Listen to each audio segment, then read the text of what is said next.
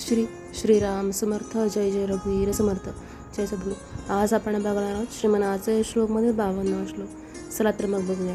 क्रमी वेळ जो तत्वचिंता अनुवादे, नलिंपे कदादंबवादे विवादे, परी सुख संवाद जो उगमाचा, जगी धन्य तो दास सर्वोत्तमाचा. समर्थांनी या श्रीमनाच्या श्लोकामध्ये मनाला काय उपदेश दिलेला आहे की क्रमी वेळ जो तत्वचिंता अनुवादे. आपण तर काय करतो दररोजच्या आयुष्यात, आपण दररोजचा दिनक्रम हा जगतो, पण सद्गुरू स्मरणातून जगतो का तर नाही, आपल्याकडूनही चुका होतात. पण सद्गुरू काय सांगतात की क्रमी वेळ जो तत्वचिंता अनुवादे. मग आपला वेळ हा कुठे लावला पाहिजे, तर आपला वेळ हा सद्गुरूचरणी लावायला पाहिजे. मग त्यानंतर काय सांगतात सद्गुरू स्वारी, क्रमी वेळ जो तत्वचिंता अनुवादे. तर आपलं तत्व कसं आहे आणि समर्थांचं तत्व कसं आहे. समर्थांचं तत्व काय, तर समर्थ हे साऱ्या जगाला सामावून घेतात आणि आपला आणि सद्गुरूमध्ये हा फरक आहे की सद्गुरू साऱ्या जगाला एकत्र ठेवतात. सद्गुरूंकडे कोणत्याही प्रकारचे लोक येऊ शकतात, ते म्हणजे कोणत्याही जातीचा किंवा धर्माचा कुठलाही विवाद न करता सद्गुरू काय करतात तर सगळ्यांना आपलंसं करून ठेवतात. म्हणजे काय, तर सद्गुरू स्वारी पहिले तुम्ही माणूस म्हणून कसे आहात तर ते बघतात. नंतर काय सांगितलं आहे, क्रमी वेळ जो तत्वचिंता अनुवादे. मग आपण कुठल्या गोष्टी चिंता करतो का तर नाही, आपण चिंता करायची का तर नाही, तर आपली जी काही चिंता आहे ती सद्गुरूचरणी सविनय समर्पित करून द्यायची. मग चिंता अनुवादे. अनुवाद म्हणजे काय, तर आपला अणु म्हणजे काय राहतं तर एक अंश.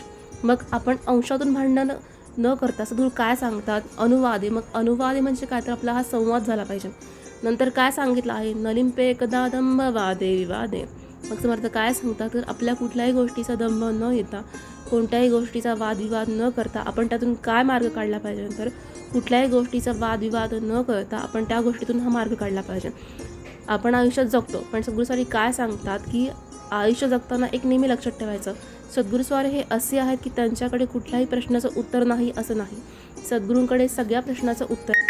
नंतर काय सांगतात सद्गुरूस्वारी, करी सुख संवाद जो उगमाचा. मग आपला सुख संवाद कुठे झाला पाहिजे, तर श्री गुरुचरणी झाला पाहिजे. मग सद्गुरू आपल्याला काय सांगतात, करी सुख संवाद जो उगमाचा. आता आपला सुसंवाद कुठे आणि कसा पाहिजे, तर आपला सुसंवाद हा श्री गुरुचरणी गेला पाहिजे.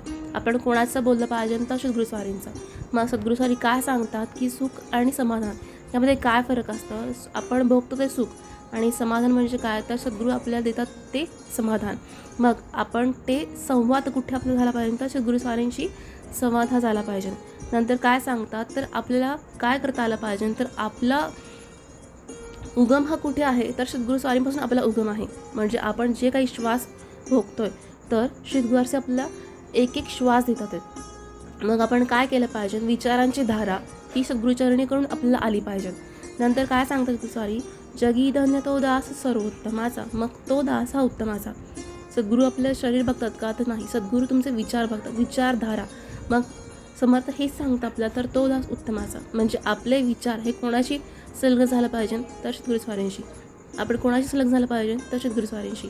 मग आपण काय करायचं, सुखसंवाद कोणाशी केला पाहिजे, तर सद्गुरूस्वारींशी. म्हणजे आपल्याला कुठल्याही गोष्टीचा संकटही येत नाही आणि त्यातून काय होतं, सद्गुरूस्वारीचे बोलल्यानंतर त्यातून हा आपला उगमच होत जातो. मग हा होता आपल्या श्रीमनाचे श्लोकमध्ये 52 श्लोक. उरले श्लोक आपण बघूयात पुढच्या भागात. तोपर्यंत जय जय रघुवीर समर्थ.